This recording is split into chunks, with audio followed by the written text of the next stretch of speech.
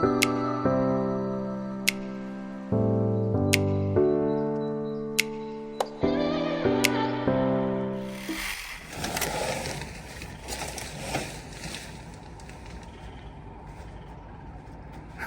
Hong Kong. Day 3, or let me say second full day natin dito sa Hong Kong, and ang oras is 10:30.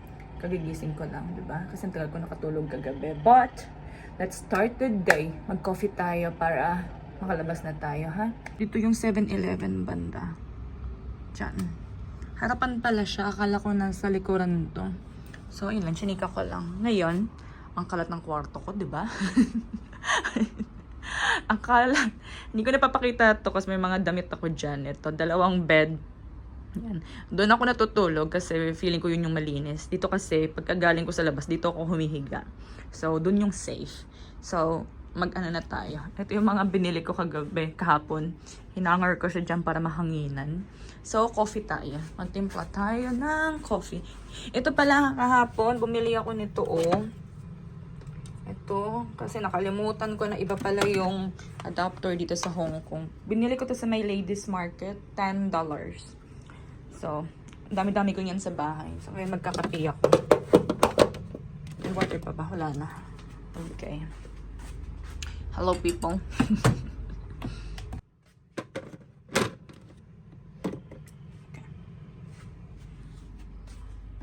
Ala, 10:52 na pala. Akala ko 10:30. 10:52 na. Hello, everyone. Good afternoon. Ang oras is 1:15 na ng hapon and kakalabas ko lang ng hotel.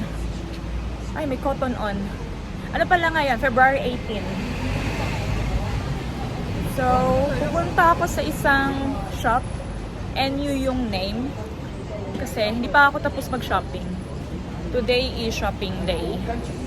Dito ako naglalakad ngayon. Ayan. Ito palang suot ko, itong puti. Ito yung nabili ko kahapon sa shopping center na pinuntahan namin. Sinuot ko na siya ngayon kasi wala na talaga akong masuot. Tapos itong jumpsuit, dapat sa next gala ko pa ito gagamitin eh. Kasi wala akong choice. Kasi wala akong nabiling pantalon kahapon. So, nagawa naman siya ng paraan. Okay, andito na ako sa Nathan Road. Ang sabi, dito daw. Okay. Medyo mainit ngayon. Pero nakalagay sa weather forecast, mas malamig sana ngayon kaysa kahapon. Kaso kahapon, malamig. Ngayon, warm. Baliktad. Okay. Hanapin natin yung, ano na yon, MU. Okay. Dito siya sa Mira Place. Pasok tayo. Andito na ako sa GU. Ano pala to? Sister company ng Uniqlo. Nakita ko lang din kanina sa YouTube. Kaya na ko lang nalaman. So, hanap tayo ng jeans. Kasi kailangan ko talaga ng jeans dye.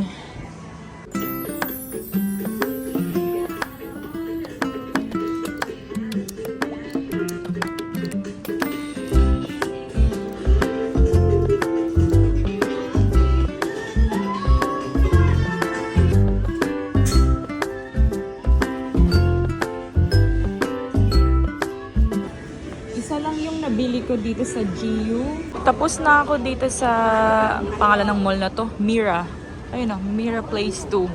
Tapos na ako dito. Ilang naman nabili ko dito, itong from GU lang. Ngayon, binabala ko bumalik dun sa shopping mall na pinuntahan namin nila Crush kahapon.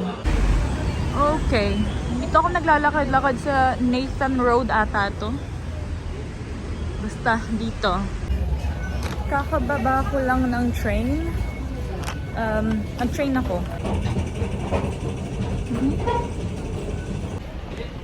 Hinahanap ko yung D1. Ah, ito nahanap ko na. Yes, D1. Ayan, D1 siya. So, dito tayo. Wala naman kasi akong ibang gagawin today.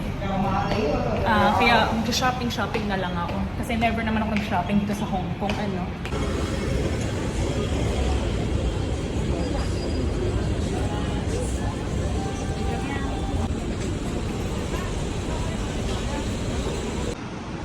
dito.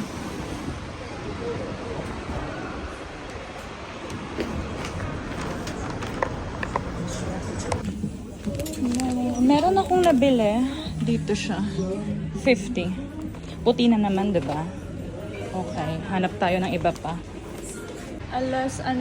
Eksaktong alas 3 na ng hapon. And wala lang, naglalakad-lakad lang ako dito. So far naman, isa pa lang yung nabibili ko. So we're good. Tsaka mura lang dito. Parang Divisoria style siya. Gusto ko to dito. Sasakay ako ulit ng train. May pupuntahan ako.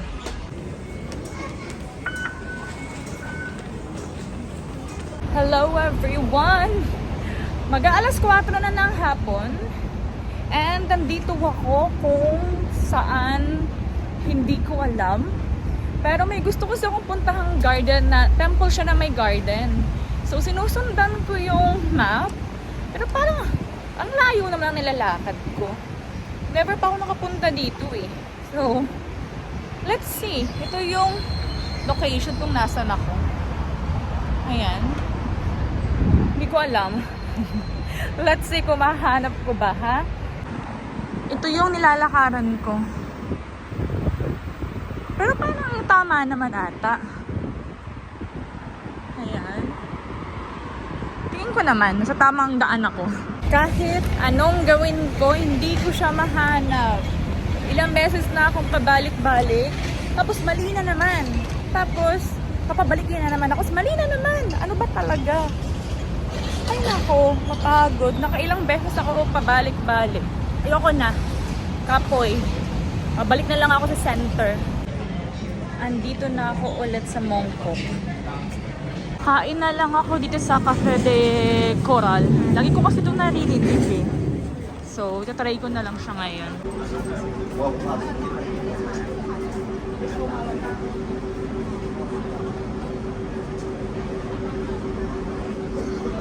Nakapag-order na ako ng food, nakaka-stress.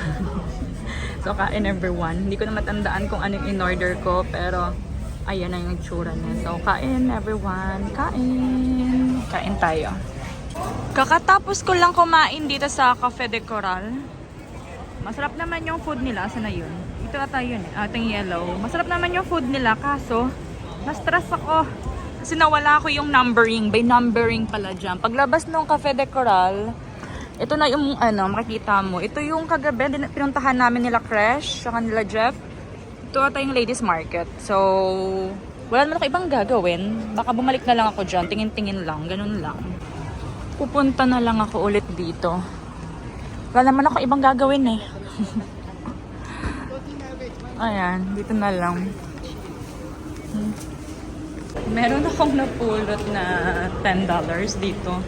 Sa hagdan na to. Ayan o. May nakahulog siguro. Kinuha ko na lang, oh.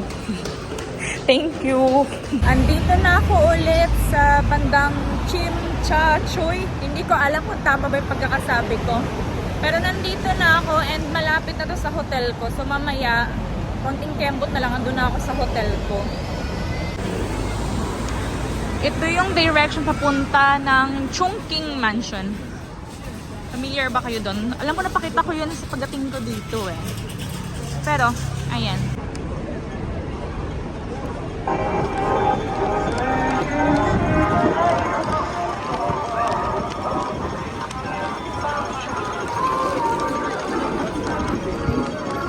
Okay, nandito na ako sa pinaka-center.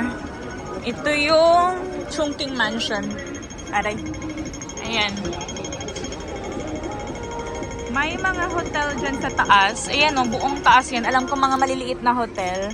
Mura lang dyan. So, pag malalakas ang loob nyo, go kayo dyan. Pero pag mga babae lang kayo, I recommend na wag na lang. Lalo na kasi delikado siya pag gabi. Doon yung nakakatakot kasi pag gabi. Pag gantong oras, okay lang. Pag tinignan nyo siya sa labas, di ba parang okay lang naman. Kasi okay lang naman talaga. Kaso pagpasok ko kasi dyan, may mga restaurant na maliliit, mga karinderya, may mga nagbebenta na kung ano-ano. Basta, pasok kayo dyan next time. Pero not for me talaga siya. So, ayan, ngayon, lalakad-lakad na lang tayo dito. Naglalakad pa rin ako somewhere na hindi ko alam. Lakad lang ako ng lakad. Hindi ko rin alam kung anong hinahanap ko. Basta lakad lang ako ng lakad. Kanina, ang dami-dami kong milk tea shop na nadadaanan. Hindi ako bumili. Ngayon, nag-crave na ako ng milk tea. Wala na akong mahanap. Ewan ko asang part na ba ako. Parang sa likuran ata ito eh. Oh? Basta parang nasa likuran ata ako. Sabi ko parang familiar to. Familiar pala talaga kasi diyan kami nag-picture nila Ami tsaka Rhea last year. Yan lang. Sinika ko lang. And dito na ako sa hotel ko. Ayan no. Si kwarto ko isa dyan sa taas. Ayan lang naman. Yan na yung ginawa ko. Ayan no. Nilagyan ko ng toilet paper. Okay. Ito na ako sa kwarto. Kakapagod. Diyan. Saan ako naglakad kanina? Diyan. Sa gilid.